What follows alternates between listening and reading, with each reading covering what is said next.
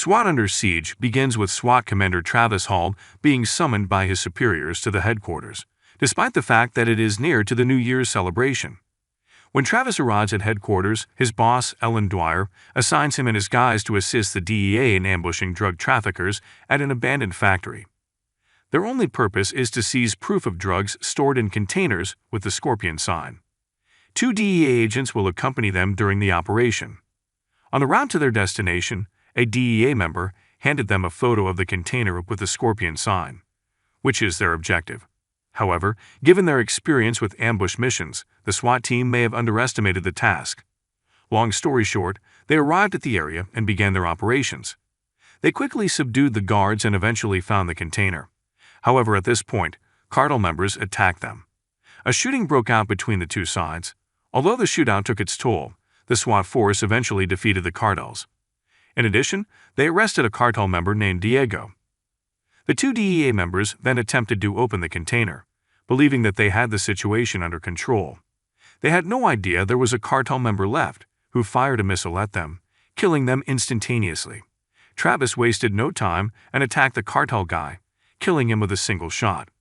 Following that, the SWAT team opened the container. To their amazement, instead of drugs, they discovered a man tied inside. The man, who also had a scorpion tattoo on his back, did not say anything, leaving the SWAT team perplexed and uncertain about his identity. Travis then decided to transport Diego and the mystery man to SWAT headquarters. But at headquarters, Ellen chastised Travis for taking him, saying he should have turned him over to the DEA. But Travis maintained that he wanted to learn more about them by questioning him directly before giving him over. The action then shifts to a plane boarded by a terrorist leader, Lars, and his right-hand woman, Phoenix. Lars had been holding the mysterious man he refers to as Scorpion. Lars learned moments later that Scorpion had been held at Seattle's SWAT headquarters. Lars was furious and ordered his troops to attack the SWAT headquarters. Meanwhile, Travis met with the head officer at headquarters to learn the true identities of Diego and Scorpion. The head officer discovered Diego's true identity. He is a lieutenant from Hungary who defected to the Mafia. However, the head officer found no information concerning Scorpion. Travis then interrogated Scorpion.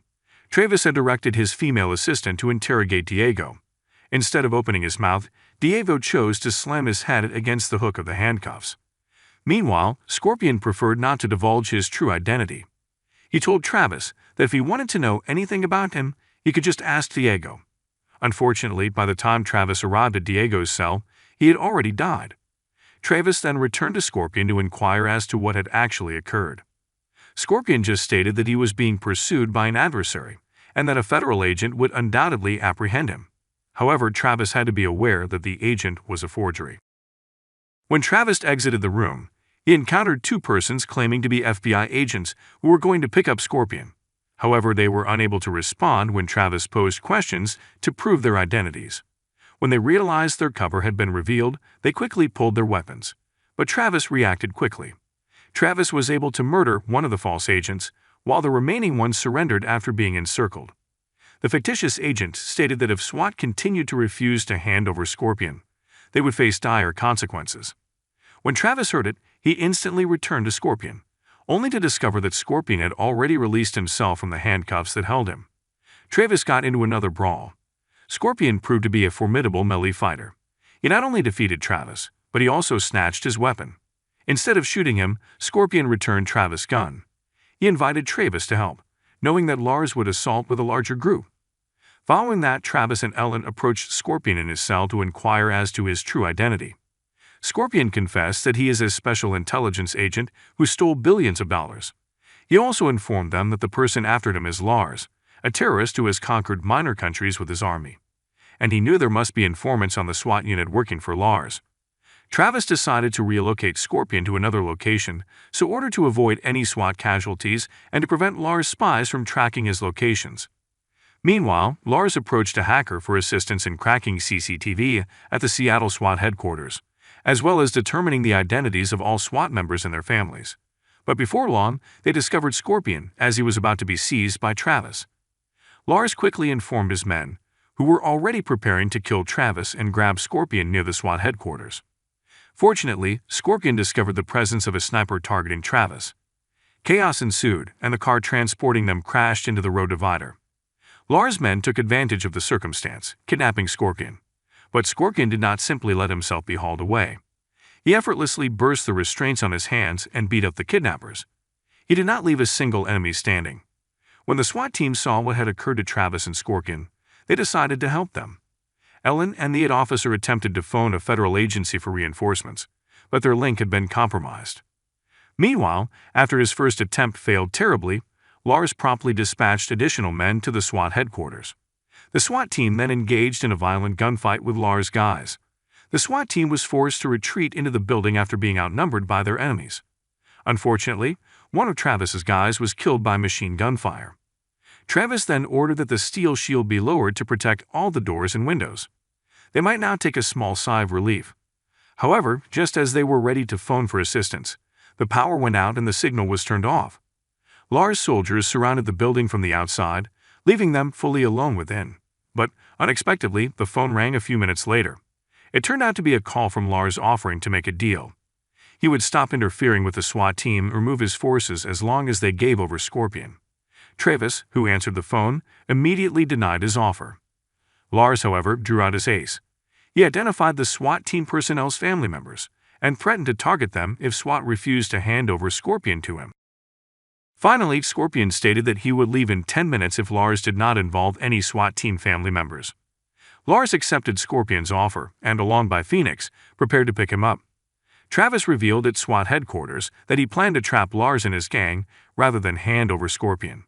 To make his plot work, he wanted Scorpion to disguise himself as a SWAT member, while his prison clothing were placed on the deceased SWAT member, who was shot dead by a machine gun.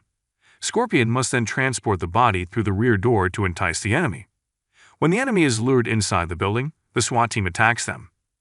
As soon as the steel cover at the back of the building opened, Lars instructed his men to pick up Scorpion. But suddenly he noticed a flicker of light, Morse code, indicating that he had fallen into a trap. Lars instantly withdrew his men. The terrorists' retreat confused Travis. Meanwhile, when Ellen noticed the flickering light, she dashed towards the area. After that, everyone on the SWAT team assembled again, with the exception of one individual, Ward. Travis went to find Ward. This is where it was eventually exposed that Ward is a spy for Lars. Ward released the bogus FBI agent from detention, then went to the basement to turn off the building's locking system. But before they could reach their destination, Ellen apprehended them. To distract Ward, the bogus agent snapped her neck fast. After taking cover for a bit, he fired at Ellen and entered the basement. It wasn't long before Travis came, and Ellen told him everything had happened, including how Ward had always been Lars' inside agent. In the end, Ellen and Travis arrived too late. The bogus FBI agent had effectively deactivated the building's locking mechanism. Ellen and the agent fought for a while before Travis killed him from behind. The building was no longer covered by steel shields, allowing terrorists to enter freely. Like it or not, the SWAT team had to repel the assailants. Outnumbered, they were unable to accomplish much in the end. Some of the personnel killed in the firefight, while the rest fled to the basement for safety. Unfortunately for Ellen, she became separated from the group. As if things couldn't get any worse, she crossed paths with Phoenix. They quickly clashed, each trying to outdo the other. But in the midst of their struggle, Lars emerged and knocked Ellen out before urging Phoenix to hurry and get Scorpion. Meanwhile, Travis and the others who were still attempting to reach the basement finally encountered Scorpion. Scorpion's first words were to tell them to duck down so that he could fire Lars' soldiers from behind. Scorpion then guided Travis' crew to an exit passage. Before Travis' squad members left, Scorpion instructed them to call for aid as soon as they were outside. Travis himself did not accompany them. He and Scorpion returned to save Ellen. They agreed to split up so they could find Ellen sooner. They did, however, meet Lars and Phoenix rather than Ellen. Travis had to face Phoenix, while Scorpion faced Lars. Scorpion and Lars took turns returning fire until they ran out of ammo and opted to fight hand-to-hand.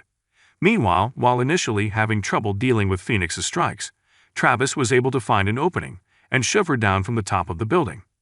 Similarly, Scorpion was able to overcome Lars after a fierce encounter. Following the fight, Travis discovered Ellen still lying on the floor. The trio then waited outside for aid to arrive. But at this point, Scorpion abruptly removed the microchip put in his tongue. Lars is after the microchip, which carries billions of dollars worth of secret data. Scorpion delivered the microchip to Travis without hesitation. confident that Travis would take care of it. However, it turns out that Ellen has long desired the secret data contained in the microchip, to the extent where she dispatched a SWAT team to take Scorpion from Lars. As if she had discovered the time, Ellen shot Scorpion in the shoulder before leveling her gun at Travis. Travis avoided the shot, but he accidentally dropped the microchip. Ellen then grabbed the microchip and escaped into the wilderness. Travis hung on her every word. But as soon as he reached the midst of the forest, he lost Ellen. And it was at this point that she arrived from behind, beating him. Despite being severely beaten, Travis eventually managed to turn things around. He took the rifle that had previously been tossed on the ground and pointed it at Ellen. She gave herself up to Travis after being cornered and feeling desperate. Help arrived later in the evening. The cops pulled Ellen into their car, and Travis was asked to identify Scorpion's body. However, when he checked, it wasn't Scorpion. Nonetheless, Travis chose to lie so Scorpion could walk free and no one else would pursue him. At the end of the film, Travis safely went home and reunited with his family to celebrate the new year. The film's message is that we can never truly understand what is going through another person's mind, even if we believe we know them. Travis was missiled by his coworkers, whom he should have trusted. On the other hand, this video teaches us that we can form friendships with people we never believed imaginable.